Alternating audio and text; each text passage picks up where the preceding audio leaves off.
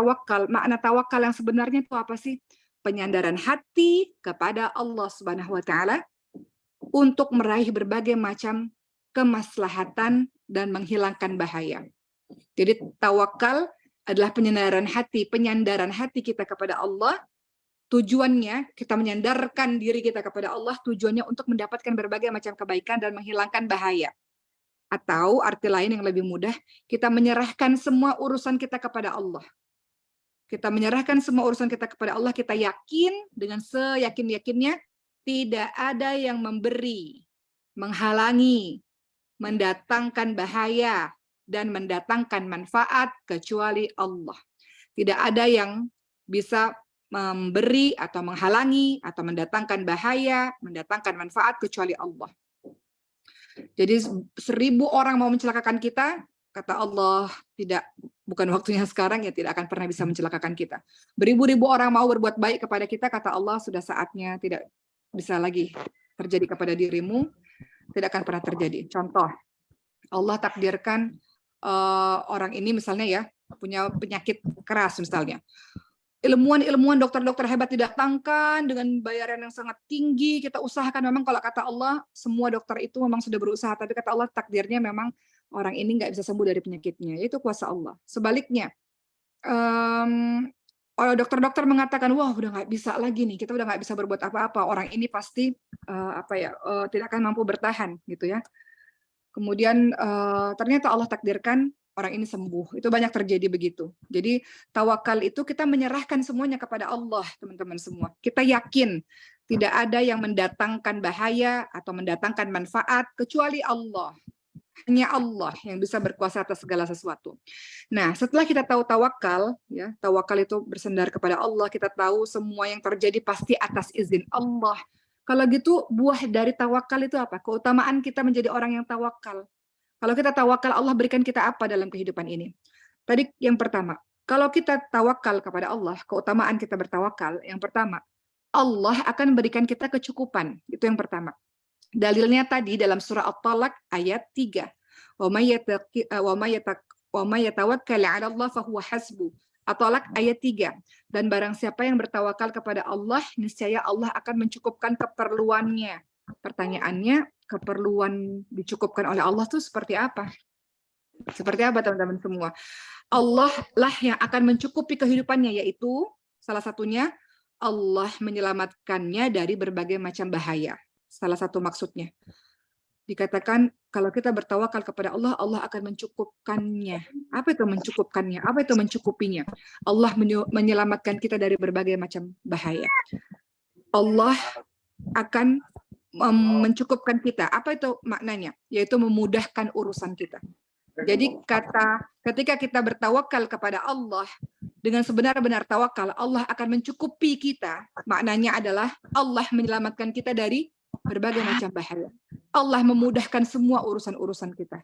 Itu kalau kita bertawakal kepada Allah. Ingat tadi bertawakal apa? Bersandar kepada Allah, berserah kepada Allah sambil melakukan ikhtiar maksimal yang kita bisa.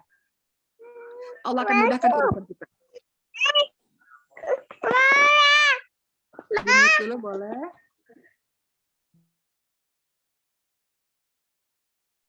Oke, kita lanjut.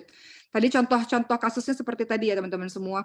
Kita mau ujian ya, entah ujian beasiswa kah, entah kita mau ujian masuk ke universitas kah, ujian masuk ke pekerjaan-pekerjaan tertentu lah. Maka Allah akan mudahkan urusan kita. Siapa yang tawakal kepada Allah, Allah akan mudahkan urusannya. Dengan cara kita berserah kepada Allah. Ya Allah, terserah. Apapun hasilnya adalah yang terbaik menurutmu. Tugasku ya Allah adalah berikhtiar, berusaha dengan maksimal. Itu tawakal ala Allah. Contoh lain teman-teman semua, contoh dari tawakal. Uma selalu mengambil contoh ini karena contoh ini dekat dan terjadi kepada diri Uma sendiri. Ketika anak Uma yang keempat Sulaiman yang didiagnosa dengan kelainan langka itu, kemudian dokter mengatakan, wah kelainan langka ini akibatnya akan begini-begini. Kalau teman-teman lihat di Google juga, ini ya, banyak yang menyedihkan.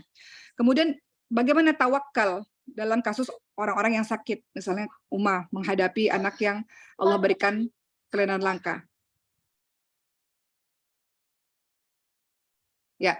Kemudian tawakal adalah bersandar kepada Allah. Ya Allah, terserah Engkau. Ya Allah, aku menyerahkan semua urusan kepadamu. Ya Allah, aku menyerahkan anak ini keadaannya saat ini dan ke depannya, terserah Engkau, wahai Allah. Tapi dalam kata terserah, dalam kata berpasrah, tentu harus ada ikhtiar maksimal yang Uma lakukan demi kesembuhan anak ini. Walaupun di jurnal atau di penelitian dikatakan yang namanya kelainan langka dia tidak sembuh, yang namanya kelainan langka dia akan tumbuh seperti ini, seperti itu. Tapi Uma teringat surah At-Talaq ayat 2 dan ayat 3 tadi. Barang siapa yang bertawakal, Allah mudahkan urusannya, Allah hilangkan dari berbagai macam mara bahaya. Gak ada yang gak mungkin bagi Allah. Jadi tugas manusia ikhtiar maksimal. Mohon izin Uma cerita pribadi sedikit.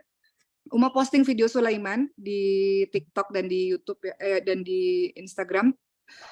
Mulai dari Sulaiman di NICU yang pakai alat yang sangat banyak dan kemudian sampai akhirnya dia berjuang sampai dia bisa berjalan.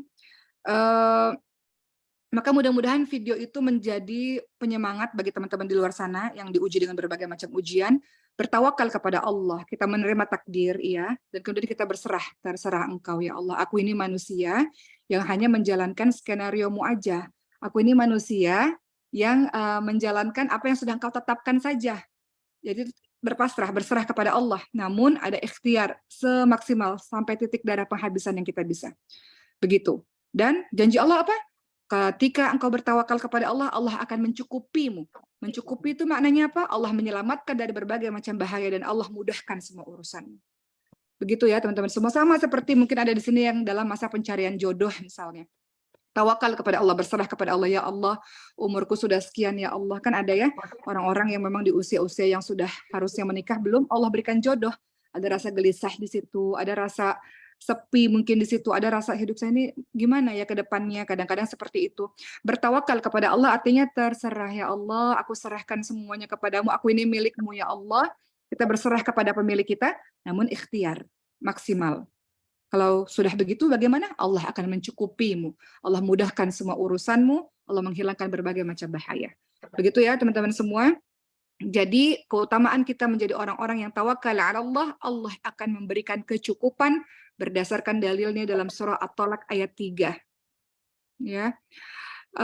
Teman-teman lihat dalam surah Al-Anfal ayat 64, Allah Subhanahu wa taala berfirman, "Ya ayuhan nabi, hasbukallah." Wahai nabi, cukuplah Allah menjadi pelindung bagimu. Itu tawakal itu. Cukuplah Allah menjadi pelindung bagimu. Atau dalam surah Al-Anfal ayat 62, wa iyuridu ayyakhda'uka fa inna hasbakallah. Dan jika mereka bermaksud menipumu, maka sesungguhnya cukup Allah yang mencukupimu. Tawakal pada Allah, Allah yang mencukupimu, Allah akan menghindarkanmu dari berbagai macam bahaya. Ya. Jadi keutamaan yang luar biasa dari tawakal, Allah akan memberikan kecukupan kepada kita. Termasuk teman-teman sekalian, kita lihat banyak sekali nabi-nabi kita yang juga bertawakal kepada Allah Subhanahu wa taala. Contohnya dalam surah Yunus ayat 71. Dalam surah Yunus ayat 71, Allah berfirman mengenai keadaan Nabi Nuh alaihissalam. Nabi Nuh alaihissalam. Apa katanya dalam surah Yunus ayat 71? Dikatakan di situ, in kana kabura alaikum maqami wa tadhkiri bi ayatillahi fa'ala Allahi tawakkaltu, dan seterusnya. Hai kaumku, jika terasa berat bagimu tinggal bersamaku dan peringatanku kepadamu dengan ayat-ayat Allah, maka kepada Allah lah aku bertawakal. Nabi Nuh ini sudah berdakwah 950 tahun, tapi orang-orang itu sebagian besar tidak mau mengikuti Nabi Nuh alaihissalam. Jadi kata Nabi Nuh, kalau engkau merasa berat bersama denganku dan merasa berat setelah aku mengingatkan engkau akan Allah, menasihatimu akan Allah, maka aku bertawakal kepada Allah, aku berserah kepada Allah. Tugasku adalah aku melakukan ikhtiar yang terbaik dan aku berserah kepada Allah Subhanahu wa taala. Itu keadaan Nabi Nuh alaihissalam. Kemudian bagaimana dengan Nabi Hud alaihissalam? Nabi Hud alaihissalam dalam surah Hud ayat 54 sampai 55. Ada kalimat di situ, sesungguhnya aku bertawakal kepada Rabbku dan Rabbmu, ya. Dan banyaklah Nabi Syuaib alaihissalam dalam surah Hud ayat 88 dikatakan hanya kepada Allah aku bertawakal, hanya kepada Allah aku kembali. Jadi di sini kita bisa lihat bahwa para nabi-nabi punya karakter yang selalu bertawakal kepada Allah Subhanahu wa taala. Begitu pula dengan kita. Terlalu banyak teman-teman semua kejadian-kejadian yang terjadi dalam kehidupan kita. Uma mohon izin mencerita banyak juga pada hari ini. Nanti nonton ya, besok hari Sabtu jam 5:30 sore itu ada program baru Uma, adik-adik Uma namanya Cindy dan Ricis. Kita ada program yang kita menyusuri Jakarta untuk melihat kehidupan-kehidupan yang lain. Misalnya panti jompo, kemudian penjara, orang-orang yang tinggal di tempat sampah, kemarin orang-orang yang tinggal di bawah kolong jembatan dan sebagainya. Dan yang paling terkesan yang mau cerita adalah ketika Uma dan adik-adik kami ini syuting di Bantar Gebang namanya. Bantar Gebang itu adalah tempat pembuangan sampah seluruh orang-orang di Jakarta, di Bantar Gebang itu.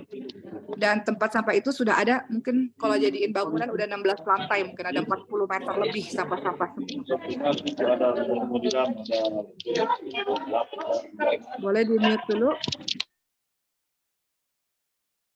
Baik. Kemudian, apa cerita dari mereka? Mereka tidak punya pilihan, teman-teman semua. Mereka bekerja untuk mengambil sampah-sampah di Bantar Gebang itu, dan bahkan bentuk tawakal mereka adalah berserah kepada Allah, namun mereka berikhtiar, mereka kelaparan, dan salah satu bentuk ikhtiar mereka untuk tetap terus hidup adalah mereka makan dan mengambil makanan di tempat sampah itu.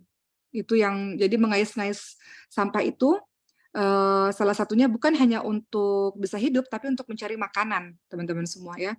Berserah kepada Allah, nggak ada pilihan lain pada saat itu, sehingga mereka harus melakukan itu untuk bertahan hidup. Mereka berserah kepada Allah, namun ikhtiar semampu mereka dengan apapun yang mereka bisa lakukan. Kehidupan kita nggak sebegitunya kan, teman-teman semua. Jadi kalau kita ke sana, Uma ketemu sama orang yang saleh, Masya Allah, seorang ayah yang terus berjuang di tempat sampah itu untuk bisa menghidupi anak-anaknya. Beliau katakan, tawakal ala Allah, saya berserah kepada Allah, tapi saya berikhtiar semampu saya agar anak-anak saya ini nggak kelaparan gitu, nggak mati kelaparan lah istilahnya ya, dengan apa yang beliau bisa. Begitulah, kita lihat di Indonesia ini ada sekitar kurang lebih 270 juta jiwa kalau tidak salah. Banyak orang-orang yang hidup dalam keadaan yang tidak seberuntung dengan teman-teman semua. Namun orang-orang itu adalah orang-orang yang banyak mengajarkan kita tentang tawakal ala Allah, berserah kepada Allah namun tidak menyerah pada keadaan, berikhtiar, tidak putus asa, tidak diam saja begitu saja, enggak. Mereka melakukan ikhtiar semaksimal yang mereka bisa. Itulah tawakal yang sesungguhnya. Yang kedua, keutamaan dari tawakal atau buah dari tawakal, buah dari kalau kita berserah kepada Allah Subhanahu wa taala adalah kita mendapatkan cintanya Allah. Tujuan kita hidup ini kan kita ingin mendapatkan cinta Allah, kita ingin Allah ridha kepada kita. Kalau Allah sudah cinta pada kita, teman-teman semua, malaikat-malaikat langit cinta pada kita, maka Allah akan jadikan penduduk bumi juga cinta kepada kita. Jadi yang kita cari perhatian pertama kali itu perhatiannya Allah dan penduduk langit, para malaikat-malaikat. Kalau penduduk langit sudah cinta kita, maka Allah akan buat penduduk bumi pun akan cinta kepada kita. Begitu. Jadi buah kita tawakal adalah, atau keutamaan kalau kita tawakal, manfaat kalau kita tawakal kepada Allah, kita mendapatkan cintanya Allah. Dalilnya dalam surah Ali Imran 159. Innallaha yuhibbul mutawakkilin. Sesungguhnya Allah menyukai orang-orang yang bertawakal kepada Allah. Allah mencintai orang-orang yang bertawakal kepada Allah Subhanahu wa taala. Mau dicintai oleh Allah, maka jadilah orang-orang yang bertawakal itu. Bersandar kepada Allah. Uma selalu bilang kalau kita bersandar pada diri kita sendiri, kita nggak mungkin kuat, teman-teman semua. Kadang-kadang ujian silih berganti menerpa kita. Dan semakin tinggi iman seseorang, semakin berat ujian yang dihadapi. Kalau engkau tidak bertawakal, tidak berserah, tidak bersandar kepada Allah, engkau dapat kekuatannya dari mana? Mengandalkan dirimu sendiri tidak mungkin bisa.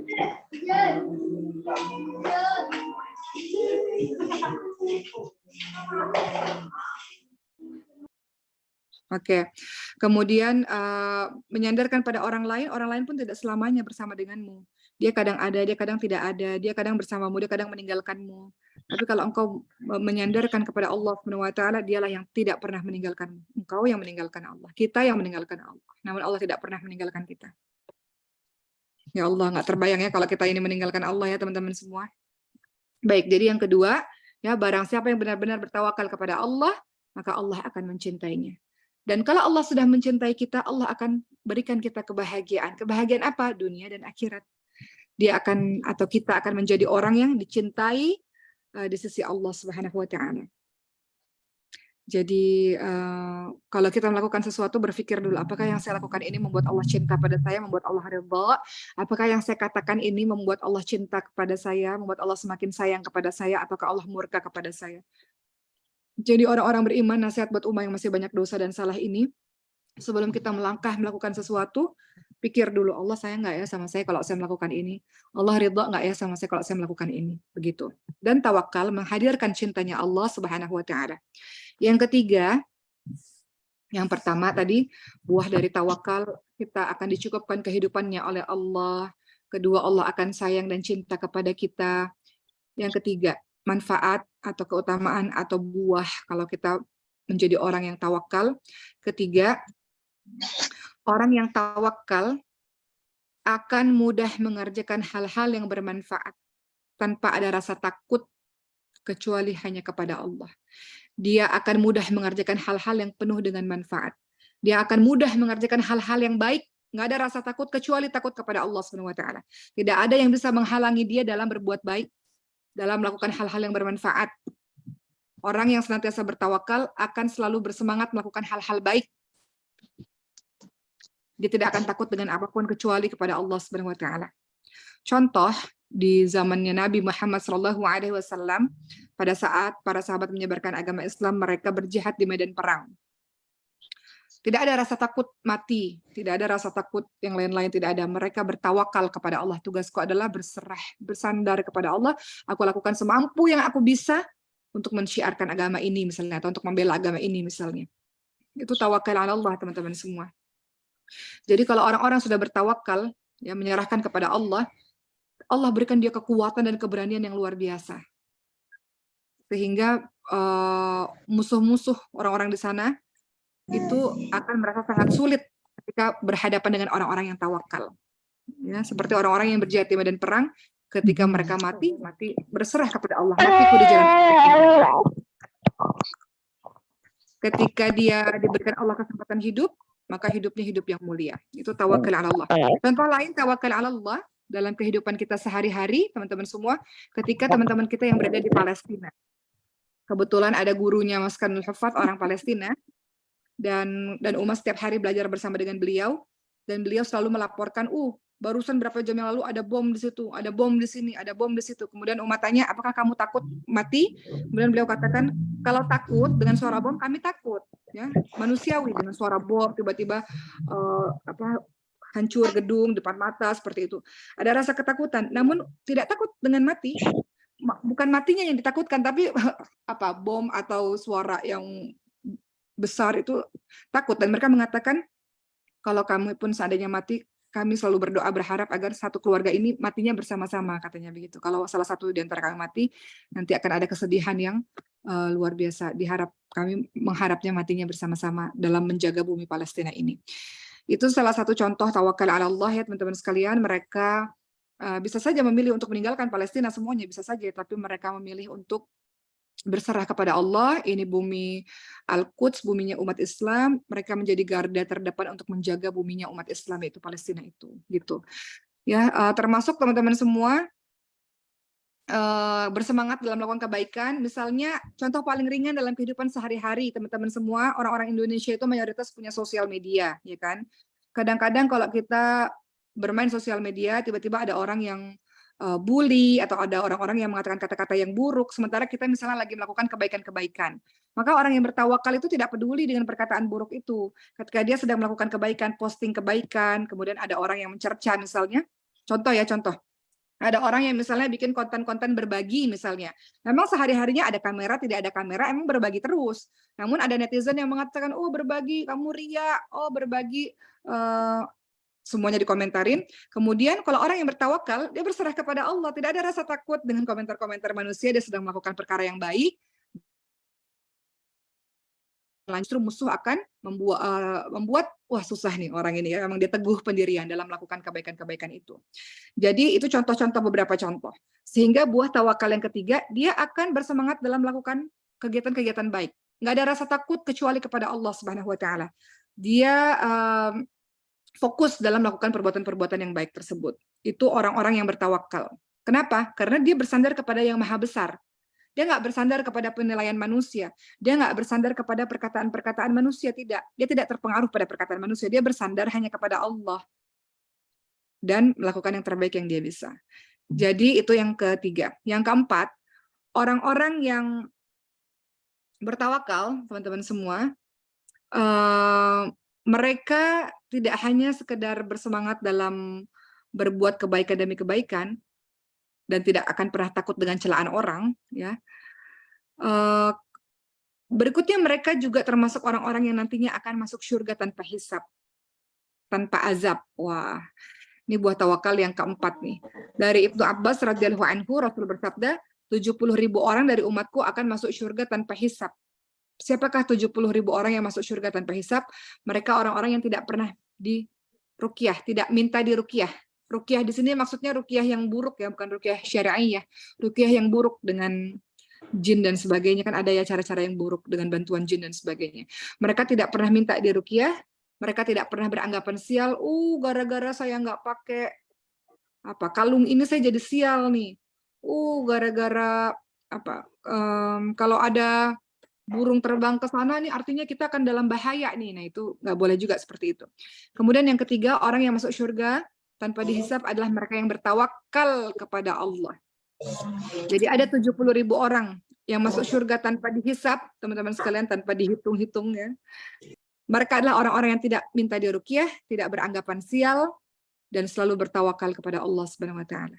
Itu beberapa buah dari orang-orang yang senantiasa bertawakal. Jadi di sini kita sudah memahami arti tawakal. Dalam tawakal itu terkumpul 2 syarat. Syarat yang menyandarkan hati kepada Allah dan melakukan usaha. Melakukan usaha.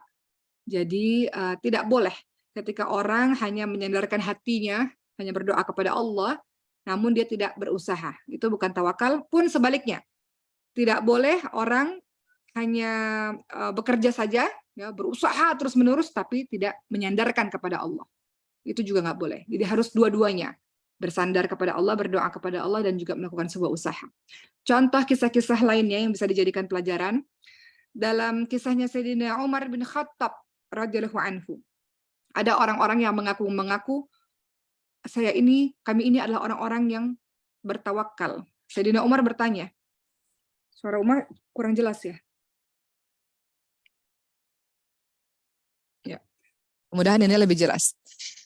Ya, teman-teman semua, Sayyidina Umar bin Khattab waktu itu pernah bertanya, siapa kalian? Kemudian orang-orang ini mengatakan saya atau kami adalah mutawakkilun. Kami adalah orang-orang yang senantiasa bertawakal. Kemudian Sayyidina Umar, teman-teman semua, menjawab, kalian bukan orang-orang yang bertawakal, kalian adalah muta'akkalun. Orang-orang yang hanya menanti diberi makan. Kalian bukan orang-orang yang tawakal, cuman minta-minta aja ya. Orang-orang yang menanti-nanti diberi makan.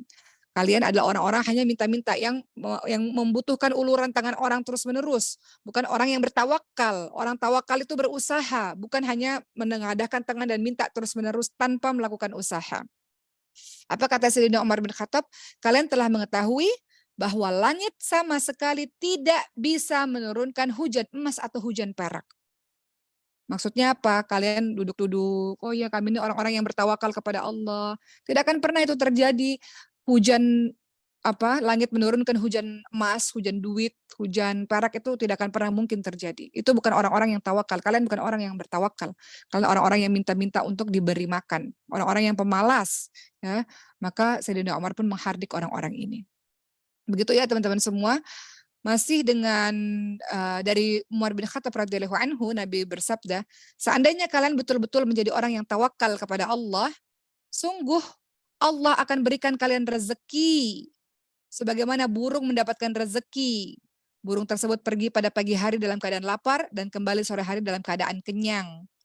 Menunjukkan apa? Tawakal tidak bisa meninggalkan usaha. Tawakal bersandar pada Allah berbarengan dengan usaha. Ya. Dalam surah Al-Jumu'ah ayat 10 juga begitu. Apa kata Allah? Allah Subhanahu wa taala berfirman, A'udzu billahi minasyaitonir rajim. Fa idza qudiyatis salatu tantashiru fil ardi wabtaghu min fadlillah. Apabila ditunaikan salat, setelah selesai salat, maka bertebaranlah kamu di muka bumi dan carilah karunia Allah. Selesai kamu doa sama Allah, selesai kamu minta apapun kepada Allah, maka tugas yang sekarang bertebarlah kamu di muka bumi ini dan carilah karunia Allah. Artinya doa, usaha, betul-betul minta sama Allah dan lakukan setelah doa, lakukan usaha itu, bekerja semaksimal yang engkau bisa. Nah, teman-teman semua, ya, kalau begitu berarti kita bisa lihat orang-orang yang melakukan tawakal dengan keliru. Tawakal dengan keliru itu, yang pertama, ya, dia hanya menyandarkan hati pada Allah, tadi Uma katakan ya, hanya menyandarkan hati pada Allah, namun tidak ada usahanya. Doa aja nggak kerja-kerja, doa aja nggak ada actionnya, doa aja, namun tidak berbuat apa-apa. Itu tawakal yang keliru. Nggak ada orang berdoa ibadah 24 jam doa terus, nggak ada. Hidup kita ini seimbang, ada doa, ada actionnya. Teman-teman mau jadi penghafal Quran, ya Allah, mudahkanlah aku dalam menghafalkan Quran, ya Allah. Atau teman-teman di sini yang bergabung dari luar, ya Allah, aku pengen bisa, ya Allah, baca Quran dengan baik, tapi actionnya nggak ada, cuman pengen-pengen aja. Benar nggak? Banyak ya dari kita, pengen ya Allah bisa baca Quran dengan bagus, pengen banget. Kita bilang sama semua orang, saya pengen bisa baca Quran, tapi actionnya nggak ada. Nggak bisa, itu bukan tawakal. Nggak boleh. Kita bilang mau baca Quran dengan baik, berarti harus ada kesungguhan dalam mempelajarinya. Tawakal yang keliru yang kedua, ya, melakukan usaha, usahanya banyak, tapi doanya nggak ada. Menyandarkan kepada Allahnya nggak ada. Mau jadi seorang pembisnis yang hebat, bisnis usaha terus, tapi nggak menyandarkan kepada Allah. Itu juga bukan tawakal. Gampang kok bagi Allah, tiba-tiba engkau ditipu seseorang, kau jadi bangkrut lagi, tiba-tiba engkau mendapatkan satu kejadian yang membuat kau kembali bangkrut, ya. Nggak menyandarkan kepada Allah Subhanahu wa taala, nanti jadi kelimpungan sendiri karena merasa bahwa semua hasil kerja kerasku ini semua atas usaha diriku sendiri. Kadang-kadang kalau orangnya nggak tawakal, nggak terima nanti. Ketika Allah kasih kesedihan, Allah kasih bangkrut, Allah kasih keburukan dalam hidupnya dia nggak terima. Karena dia rasa dia sudah bekerja keras melakukan ini semua. Padahal yang memberikan dia kebahagiaan itu, memberikan dia kehebatan itu Allah. Jadi suka-suka Allah kalau Allah buat dia kembali miskin, kalau Allah buat dia kembali bangkrut. Toh semuanya bukan punya kita. Hanya Allah yang pinjamkan sementara saja. Jadi harus siap dalam setiap keadaan. Bahagia kita siap, sedih kita siap, lagi kaya kita siap, lagi miskin kita pun siap, lagi sehat kita siap, kita terima takdir Allah, lagi sakit pun kita terima takdir Allah. Lagi kumpul komplit bersama dengan keluarga siap, dalam kesendirian tiba-tiba Allah kasih musibah. Kan banyak ya di Indonesia ini musibah, tiba-tiba terjadi tsunami, tiba-tiba terjadi gempa, longsor dan sebagainya. Allah ambil seluruh keluarga, itu pun siap. Tawakkal 'ala Allah. Ya, kembali lagi ya. Jadi ada tawakal Allah yang salah, yaitu melakukan usaha tanpa menyandarkan diri kepada Allah yang kedua. Ketiga, usaha yang dilakukan adalah usaha-usaha yang haram. Itu juga bukan tawakal ala Allah. Contoh, oh, saya adalah orang yang mau jadi orang kaya. Saya tawakal kepada Allah, saya berusaha semaksimal mungkin, namun saya menyerahkan apapun hasilnya kepada Allah Subhanahu wa taala. Namun cara untuk menjadi kayanya dia korupsi. Cara untuk menjadi kayanya dia menipu orang. Itu juga tawakal yang salah. Tawakal yang salah. Keempat, tawakal yang salah, tawakal yang keliru. Meyakini bahwa sebab atau hal itu memiliki kekuatan sendiri. Contoh, aku bertawakal kepada Allah, namun tawakalnya apa? Aku punya usaha. Ini contoh ya supaya teman-teman mudah memahaminya. Ada orang-orang, teman-teman semua, Uma sering lihat di satu tempat ya, dia bertawakal kepada Allah. Allah katanya, dia katakan saya berusaha semaksimal mungkin dan saya berdoa kepada Allah, namun dia meyakini sesuatu yang kalau sesuatu itu tidak ada, maka dia tidak berhasil. Contoh, dia pasanglah jimat-jimat atau apa ya, benda-benda tertentu di restoran itu misalnya. Kalau saya nggak ada benda ini, restoran saya bakal gagal nih. Dia bukan tawakal ala Allah itu. Ya. Keempat, ya, tawakal yang keliru itu meyakini bahwa ada sebab sesuatu memiliki kekuatan sendiri dalam menentukan hasil. Itu tawakal yang keliru. Tawakalnya bercampur dengan syirik, itu tawakal yang keliru. Termasuk juga teman-teman semua, ada orang, ini contoh tawakal yang salah ya. Misalnya dia pakai percaya pada satu benda, misalnya pulpen gitu.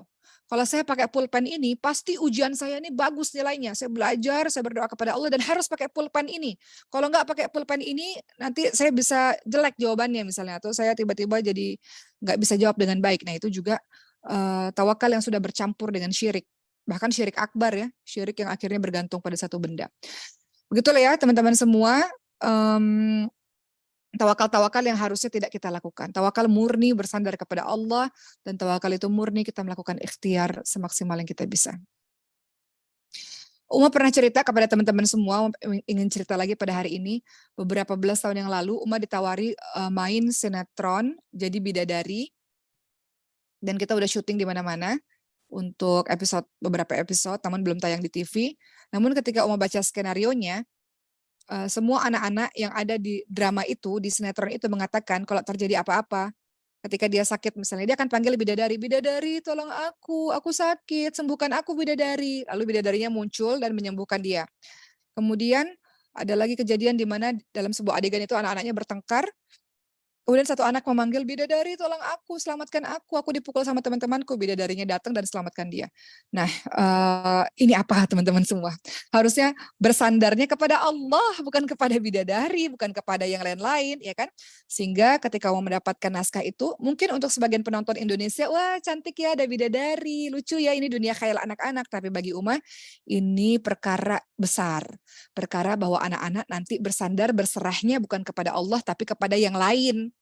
Akhirnya Uma ubah skenarionya, hanya minta kepada Allah, dan akhirnya Uma nggak dipakai lagi dalam sinetron itu. Namun bagi Uma ini satu prinsip ya teman-teman semua, satu prinsip bahwa kita nggak bisa melakukan itu untuk orang lain karena itu membahayakan akidah anak-anak. Begitulah kira-kira. Jadi teman-teman semua berkaitan dengan tawakal ini, kembali lagi ya, bersikaplah tawakal dengan sebenar-benarnya tawakal kepada Allah, sehingga engkau akan rasa tenang akan setiap episode kehidupan yang Allah berikan kepadamu. Jadi orang yang tawakal tidak akan pernah mengatakan, "Kenapa ya Allah? Kenapa aku dikasih yatim? Kenapa ibuku meninggalkanku di waktu bayi? Kenapa aku miskin ya Allah? Kenapa hidupku begini?" Tidak, dia tidak akan pernah mempertanyakan kenapa. Karena bertawakal. Orang bertawakal tidak akan pernah mengatakan kenapa. Orang bertawakal tidak akan pernah mengatakan seandainya. Seandainya saja aku begini, pasti hidupku akan jadi lebih baik. Seandainya saja ibuku tidak meninggalkanku. Seandainya saja ayahku tidak meninggalkanku. Seandainya juga bukan perkataan dari orang-orang yang bertawakal kepada Allah. Orang yang tawakal kepada Allah, menyerahkan dirinya kepada Allah SWT, menyandarkan hidupnya kepada Allah, tidak akan pernah mempertanyakan kenapa atau seandainya kepada Allah SWT. Dia tidak akan pernah menentang takdir.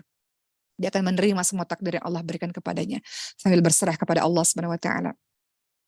Ada sebuah hadis yang indah sekali dari Abu Hurairah, Rasulullah bersabda, mukmin yang kuat lebih baik dan lebih dicintai oleh Allah daripada mukmin yang lemah. Kuat di sini dalam hal semuanya, kuat imannya, kuat fisiknya, kuat hatinya, kuat semuanya.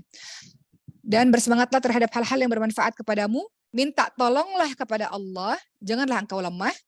Dan jika engkau tertimpa suatu musibah, jangan sekali-kali engkau mengatakan seandainya. Akan tetapi hendaklah engkau selalu mengatakan ini sudah menjadi takdir Allah. Apapun yang terjadi pada kehidupan kita teman-teman semua, kalau engkau menjadi orang yang bertawakal ala Allah, engkau reda akan ketetapan dari Allah pastinya, tidak akan pernah engkau mengatakan seandainya, namun engkau akan mengatakan qadarullah. Ini adalah takdir yang sudah Allah tetapkan untukmu.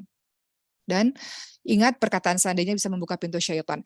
Terakhir, Umar mau menyampaikan kisah-kisah tawakalnya Rasul. Kisah tawakalnya Rasulullah SAW dan kita lihat dalam kehidupan kita sehari-hari. Pertama, teman-teman semua, lihat kisah pertama. Rasul hijrah dari Mekah menuju ke Madinah bersama dengan Sayyidina Abu Bakar As-Siddiq radhiyallahu anhu, ya kan? Kemudian dalam perjalanan dakwah, dalam perjalanan hijrah itu, mereka beristirahat di Gua Thur. Dan kemudian mereka melanjutkan sampai menuju ke Madinah. Dalam perjalanan itu mereka dikejar-kejar oleh utusan-utusan kaum Quraisy. Dan kaum Quraisy mengatakan, siapa yang bisa menemukan Muhammad dan Abu Bakar, dan bisa membunuhnya, maka kalian semua mendapatkan hadiah 100 ekor unta. Ya. Jadi Nabi Muhammad dan Sayyidina Abu Bakar berlari sampai mereka beristirahat di Gua Thur selama 3 malam, teman-teman semua. Namun, apa yang terjadi? Ternyata ada beberapa utusan berhasil menyusul Nabi Muhammad SAW dan Sayyidina Abu Bakar. Mereka sudah hampir berada di mulut gua. Sayyidina Abu Bakar dan Nabi Muhammad bersembunyi di dalam gua. Ya. Dan seandainya orang kafir Quraisy ini menunduk ke bawah, ke gua itu, ke pintu gua itu, pasti Nabi Muhammad dan Sayyidina Abu Bakar terlihat. Bayangkan betapa mendebarkannya kejadian itu, teman-teman semua. Seandainya mereka sudah lewat ya di gua itu, seandainya mereka menunduk sedikit ke bawah, di pintu gua sudah terlihat Sayyidina Abu Bakar dan Nabi Muhammad dan pasti akan dibunuh. Dalam kondisi itu apa yang terjadi? Sayyidina Abu Bakar sangat ketakutan. Sangat gelisah, sangat takut. Sebentar lagi kami akan dibunuh. Apa yang dilakukan oleh Rasulullah? Rasulullah tawakal ala Allah. Rasulullah berserah kepada Allah, menyerahkan kepada Allah apapun yang terjadi, terserah Allah. Maka Rasul sangat-sangat tenang. Dalam keadaan sudah di titik-titik, dalam sangat membahayakan, Rasul sangat tenang. Bahkan Rasul menenangkan sahabatnya. Ya, apa kata Rasul? Perkataan Rasul ini diabadikan di dalam Al-Quran. La tahzan innallaha ma'ana. La tahzan innallaha ma'ana.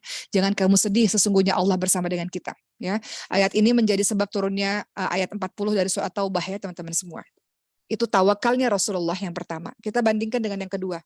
Nanti kita lihat kenapa bisa berbeda tawakalnya Rasulullah. Tawakal yang pertama, Rasul berserah kepada Allah. Ya udah. Ntar lagi kalau mereka nunduk ya sudah, gitu ya. Tapi Rasul menenangkan Abu Bakar. Yang kedua, cerita di Perang Badar di tahun 2 Hijriah. Perang Badar ini jaraknya 150 km dari kota Madinah. Perang Badar. Perang Badar ini terjadi, Rasul membawa pasukan 313. Sementara kafir Quraisy membawa pasukan 1.000 orang. Peperangan yang sangat tidak berimbang. Peperangan di mana orang-orang Islam tidak membawa peralatan yang lengkap dan orangnya sangat sedikit.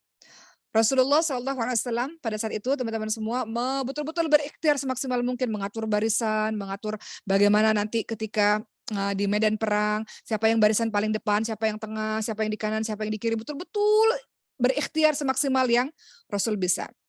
Dan malam itu sebelum esoknya terjadi perang, Rasul berdoa betul-betul. Setelah semua ikhtiar dikerahkan, Rasul berdoa betul-betul. Dan akhirnya besok terjadilah perang ya. Saat perang berkecamuk. Dan pada saat itu terlihat agak sulit umat Islam. Kemudian Rasulullah SAW masih dalam keadaan sangat gelisah. Ya, terus kembali berdoa kepada Allah dan kembali berikhtiar ya berperang dan menyemangati teman-teman dan juga Rasul sendiri ikut berperang sampai Abu Bakar mengatakan ya Rasul cukup berdoa cukup, engkau ini sudah terlalu banyak berdoa dari semalam dan sampai hari ini berdoa sudah terlalu banyak ya Rasul, tenang. Malah kebalikannya Sayyidina Abu Bakar yang menenangkan Rasulullah. Nah sekarang pertanyaannya, Rasul ini bertawakal di dua keadaan ini. Yang pertama Rasul bertawakal yang menenangkan Abu Bakar. Kedua, Abu Bakar yang menenangkan Rasulullah. Apa yang terjadi dalam kisah ini kok bertolak belakang? Kok yang satunya menenangkan, yang satunya ditenangkan. Yang satunya Rasul berikhtiar, ya ikhtiar terus sampai berdoa terus. Yang satunya Rasul hanya menenangkan saja tanpa ikhtiar lagi. Apa yang terjadi teman-teman sekalian dalam dua kondisi ini? Dalam kasus pertama, yang Rasul berada di Gua Thur, Rasul sangat tenang, Rasul tidak gelisah, Rasul menenangkan Abu Bakar karena Rasul tahu bahwa tidak ada lagi upaya yang bisa dilakukan kecuali berserah kepada Allah. Itu sudah titik terakhir ya, udah nggak ada lagi upaya yang bisa dilakukan. Kita bersembunyi di gua yang sangat kecil, kita nggak bisa melakukan apa-apa lagi, kita sudah bersembunyi jauh berlari. Sudah nggak bisa lagi melakukan pergerakan, keluar dari gua juga nggak mungkin karena mereka berada di pintu gua. Sudah tidak ada lagi upaya yang dilakukan, sudah ikhtiarnya sudah maksimal. Yang dilakukan hanya berserah kepada Allah, terserah Allah. Namun pada kasusnya perang Badar, teman-teman sekalian, kondisinya terbalik. Sayyidina Abu Bakar yang terus menenangkan Rasul, karena Rasul masih terus gelisah. Kenapa? Karena Rasul tahu masih ada waktu, masih ada yang bisa dilakukan, masih ada kesempatan untuk melakukan usaha yang terbaik. Dengan usaha terbaik, dengan doa terbaik, masih ada waktu untuk bisa terus meminta kepada Allah Subhanahu wa taala. Jadi, apa yang kita bisa ambil dari pelajaran ini, teman-teman sekalian? Tawakal bukan berserah diri bukan tidak melakukan apapun, bukan seperti ayam yang pasrah lehernya dipotong, bukan. Tawakal itu juga bukan kita menerobos sesuatu hal tanpa adanya perhitungan, menerobos bahaya tanpa adanya perhitungan yang matang, tidak. Tawakal adalah berserah diri kepada Allah, melakukan semaksimal yang kita bisa, dan ketika masih ada kesempatan untuk berbuat, kita berbuat. Itu tawakal. Ketika masih ada kesempatan, walaupun sedikit, kita bisa melakukan untuk menyelamatkan diri kita, melakukan kebaikan, kita berbuat.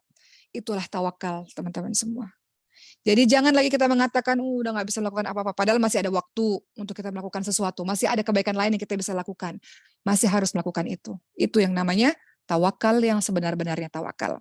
Sehingga Alhamdulillah kita sudah sampai akhir pertemuan pada hari ini. Tawakal adalah kita menyerahkan semuanya kepada Allah dan kita yakin sebenar-benarnya tidak ada yang mendatangkan bahaya, tidak akan ada yang mendatangkan manfaat kecuali Allah semata. Jadi mudah-mudahan di sini kita semua menjadi orang-orang yang senantiasa bertawakal, selalu ada pertolongan Allah Subhanahu wa taala. Ingat tadi kata Allah apa? Allah akan mencukupkan bagi orang-orang yang senantiasa bertawakal. Allah akan membuatmu menjadi orang-orang yang hebat sesuai dengan apa yang engkau sungguh-sungguh lakukan. Menjada wajadah.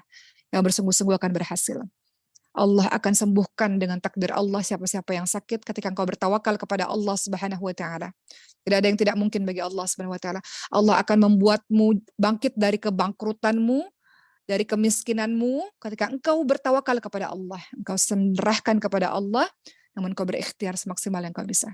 Allah akan berikan jodoh yang terbaik untukmu kalau engkau sungguh-sungguh bertawakal kepada Allah. Engkau serahkan, engkau berdoa kepada Allah sambil engkau melakukan ikhtiar. Masih ada waktu, masih ada kesempatan ikhtiar dalam melakukan pencarian jodoh dan sebagainya. Begitu ya teman-teman sekalian. Alhamdulillahirrabbilalamin. Selesai sudah pembahasan kita pada hari ini. Mudah-mudahan ada manfaatnya. Begitu ya teman-teman semua. Terima kasih untuk hari ini. Mohon maaf lahir batin karena telah bergabung tadi di jam 10. Kita ketemu lagi di hari Jumat depan insya Allah. Terima kasih. Assalamualaikum warahmatullahi wabarakatuh.